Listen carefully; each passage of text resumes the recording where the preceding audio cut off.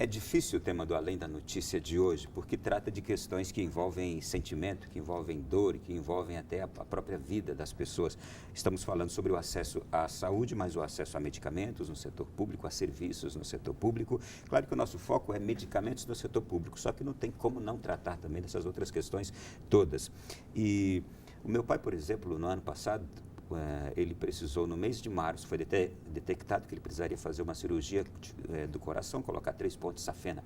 Ele conseguiu no final do ano. Ele poderia ter morrido nesse percalço aí, mas ele conseguiu no final do ano. Conheço outras pessoas que recebem do setor público cadeiras de roda, medicamentos, que recebem fraldas e tantas coisas. Funciona relativamente bem, com falhas ou não, funciona relativamente bem, mas em outros momentos não funciona nada. E são os casos diversos que a gente vê nas reportagens de pessoas chorando, morrendo, de pessoas em desespero.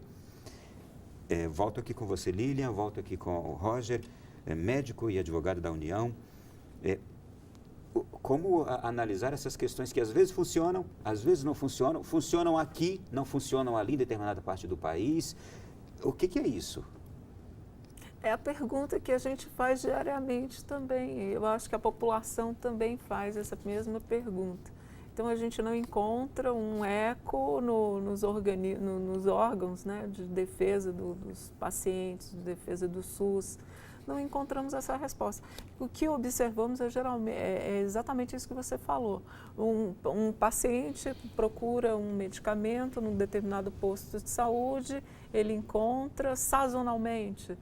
Eu vou ao posto de saúde, ocasionalmente eu encontro, outras vezes não. Eu fico sem um remédio porque eu não tenho dinheiro para comprar. Então, tudo isso são fatores que dificultam até a própria prática médica. E olha, isso leva muita gente a desespero. Uhum. Roger, como é que vocês lidam com isso? Eu sei de muita gente que quando acontece isso, doutora Lilian, a pessoa vai até a Defensoria Pública, e a Defensoria Pública é a última tábua de salvação dessas pessoas. Uhum. E ali elas conseguem, aí já entra na questão jurídica, né, doutor? Como é que funciona? Ronaldo, aí esse ponto é um dos pontos que hoje mais é discutido na saúde, que é a judicialização da política. E dentro da judicialização da política de saúde. Por quê? Porque o cidadão, ele não consegue, assim como a Lilian falou, discutir, dar vazão aos seus pleitos, suas necessidades nas câmaras, nos ambientes políticos do Estado, seja os órgãos de fiscalização do Poder Executivo, do Poder Legislativo, e vai buscar a última tábua de salvação, que é o Poder Judiciário, ou via Defensoria Pública, ou via um advogado privado. Nesse ponto, a gente tem que fazer uma diferenciação muito grande entre dois aspectos. Aquilo que já está estabelecido que o SUS tem que fornecer, seja SUS União, seja SUS Estado, seja SUS Município, que, como a Lília bem falou, medicamentos básicos estão faltando, né, o paciente, o consumidor do serviço de saúde, ele tem direito a esse tipo de procedimento, medicamento, prótese, órtese, que está na lista do SUS. Por quê? Isso já passou por um procedimento de discussão e o Estado anuiu que o cidadão teria direito subjetivo àquele insumo, aquele medicamento, aquela prótese, aquela órtese. Então, o que se discute hoje é que esse mínimo que o Estado oferece dentro do SUS teria que ser efetivamente dado ao cidadão.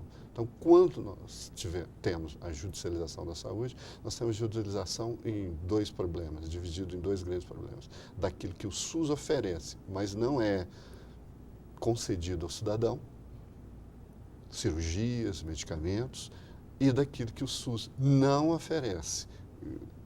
No primeiro bloco eu coloquei, não oferece por quê? Porque não oferece porque não passou por um exame ou já passou por esse exame da Comissão Nacional de Incorporação e não foi incorporado, ou nem medicamento como a fosfoetalonamina, que é uma substância que dizem que milagrosamente cura o câncer e nós não tivemos estudos. Então, assim, para o cidadão,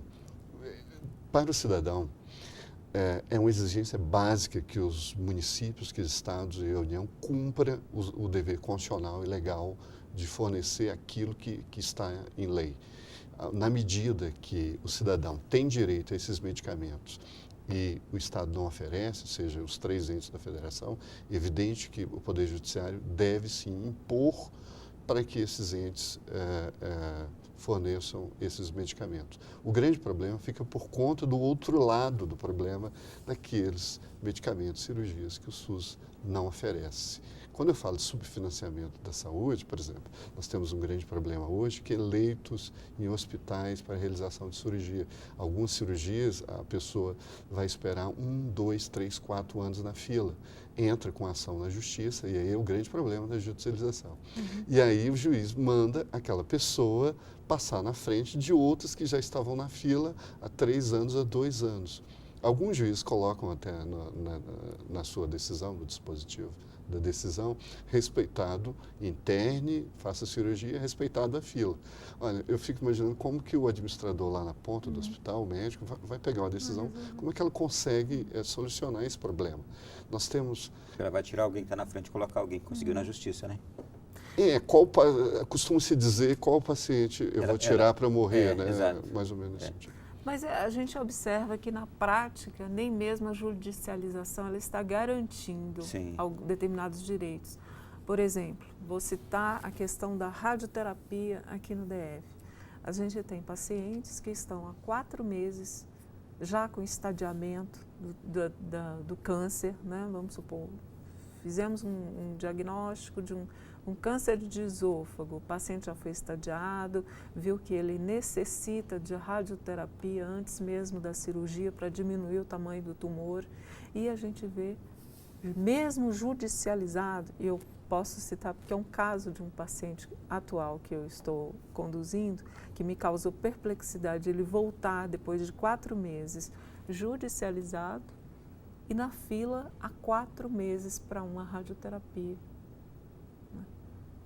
Então, você vê que não está havendo sequer uma vazão dessa... A fila está tão grande, e aí é que essa é a demonstração clara, evidente, de que o SUS, que tem na teoria essa vontade de resolver, não está resolvendo todos os problemas da saúde. Você cria 2 filas, né?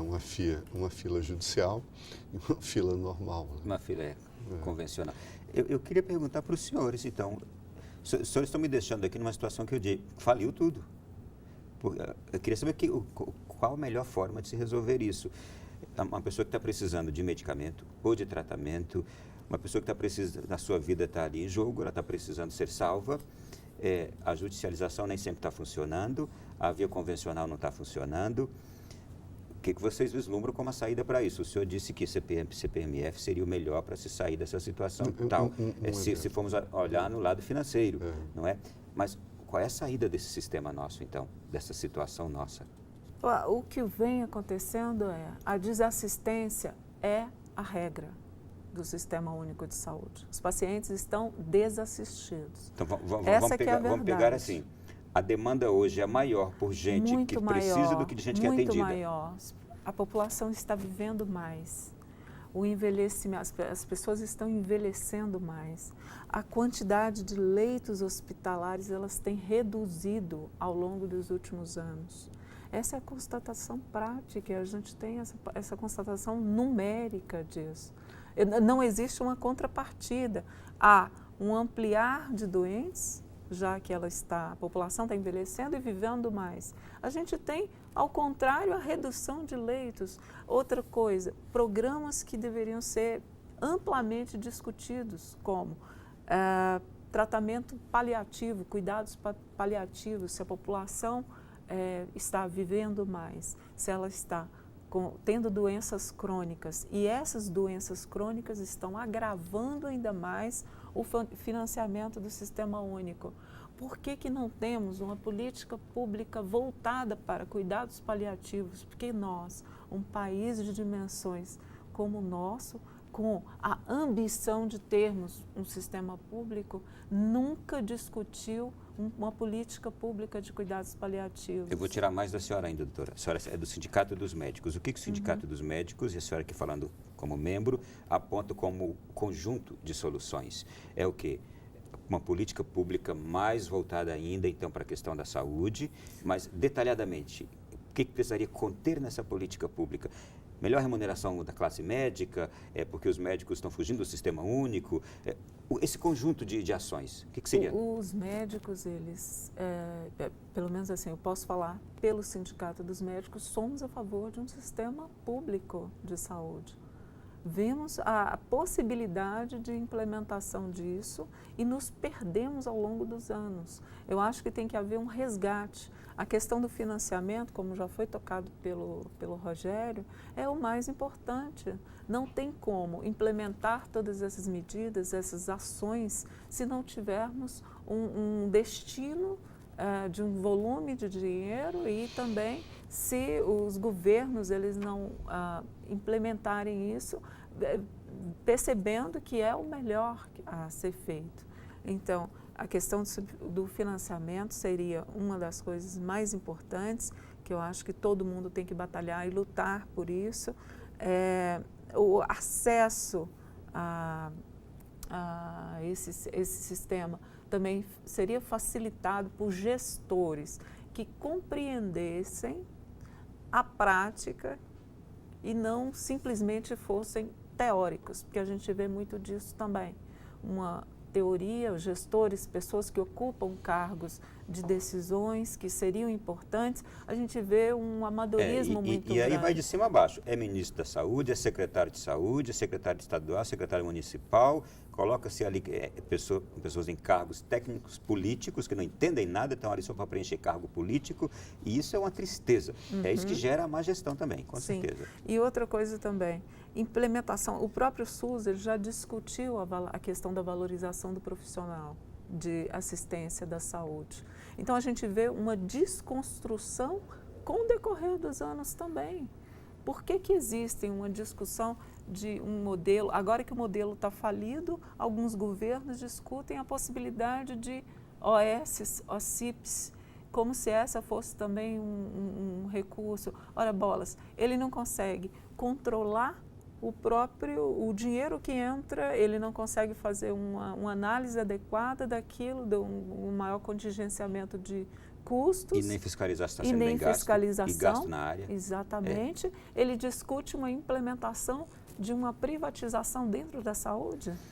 Né? Então, de que adiantou as discussões que foram feitas ao longo desse crescimento teórico do SUS? Ou seja, é uma desconstrução clara.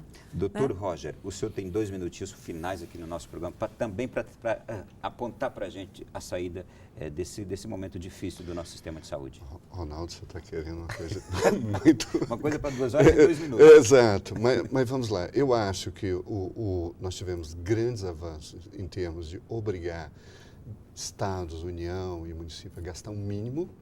Então, nós teremos aí como primeiro passo, que a Lília cansou de bater nessa tecla, é verificar se esse mínimo realmente está sendo gasto. E aí nós precisamos fazer crescer a cidadania ativa, porque o Tribunal de Contas Estadual, o Tribunal de Contas da União, os auditores do DENASUS e da CGU sozinhos não vão resolver esse problema. Há que se ter uma mobilização social em termos de fazer igual a cidadania inglesa e a cidadania francesa fazem, como se tem um modelo público de saúde, independente da coloração partidária que ganha o governo. Na Inglaterra passou conservadores, trabalhistas, mas o modelo público, com algumas variantes, ele se manteve. Na França, independente da coloração partidária que você tem no governo francês, o modelo público é considerado pela OMS o melhor sistema de saúde pública do mundo. O modelo público, ele é um modelo resistente da França, independente disso. Então, nós teríamos que ter um compromisso, tanto em termos políticos e em termos de cidadania, político de um lado, cidadania, com o sistema público de saúde, com a construção de um modelo que o cidadão não precisasse esperar 4 anos na fila, e se ele esperar 4 anos, é evidente que ele vai morrer. Né? Há um esforço tanto da classe média, um esforço de setores administrativos das 3 esferas em implementar o sistema. Agora, é evidente que o gasto per capita de saúde que se gasta no Brasil ele é muito pequeno, principalmente em relação a outra demanda, que é aquela demanda por novos medicamentos. Cada medicamento que chega no mercado ele é muito caro e se você está doente, você vai querer aquele medicamento, independente se o SUS aprovou ou não, você vai entrar na justiça. E alguns medicamentos custam para o Ministério da Saúde ou para o Estado, para o município, depende do ente que o juiz manda cumprir, quase 100 mil, 1 milhão o tratamento para uma única pessoa.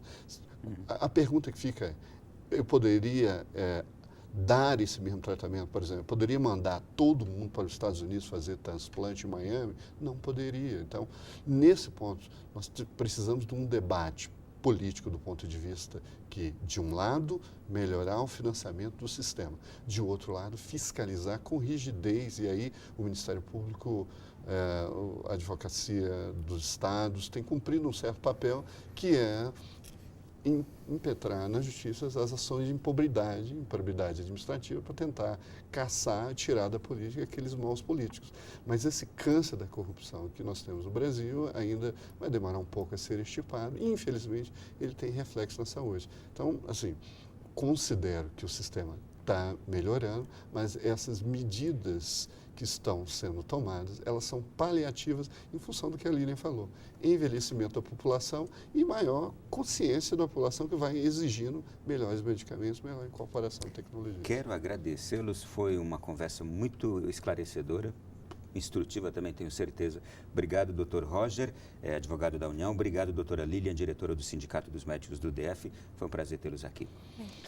Bom, e a você que esteve conosco também, muito obrigado. Esse programa pode ser revisto, os nomes que você viu aqui, os dados, as siglas, você pode entrar na internet, acessar, procurar, pesquisar depois, vai ser muito importante isso também, mas sobretudo uma atitude cidadã fiscalizadora, para que a gente colabore com a idoneidade dos nossos gestores. Isso já vai ajudar muito, mas o problema é muito mais complexo. Rezemos por este sistema e pelos nossos administradores. Obrigado, até a próxima semana, se Deus quiser, aqui neste mesmo horário. Boa noite, bom sono e até lá.